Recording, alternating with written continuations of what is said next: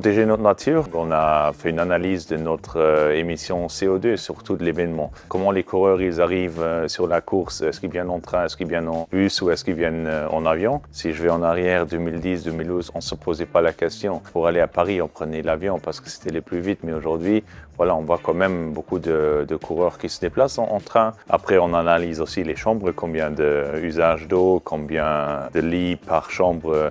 Et comme ça nous donne une vue globale sur toute l'organisation, inclus nos voitures. Pour le reste, on a tout changé, donc on n'a plus de bouteilles en plastique.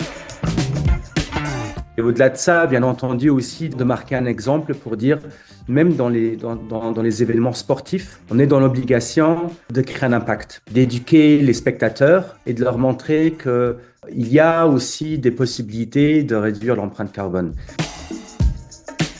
Le vélo, c'est quand même c'est un outil qui est normalement très éco. Je pense que c'est important aussi qu'on soit un peu dans ce mood-là pour les courses. C'est important qu'il y a toujours quelqu'un qui commence avec ses propositions et voilà, c'est super que Tour Luxembourg ils font ça. On essaie vraiment à pas avoir trop de kilomètres pour aller au départ. Le fait qu'on loge les coureurs tous les ans pour toute la période de la course dans le même hôtel, ça aide énormément pour réduire cette émission CO2. Pour nous, en tant que coureurs, c'est quand même plus confortable que d'avoir des longs transferts. On a conscience qu'on doit aussi limiter notre impact et on se doit de véhiculer les valeurs qui vont avec l'image du vélo. We have changed a lot since I started in terms of pollution with trash. When I started, we threw every time we had a bar gel, everything just went out to the side. Same with the bottles, and now we have dedicated trash zones. So all riders they save it in the pocket and throw it in the zone.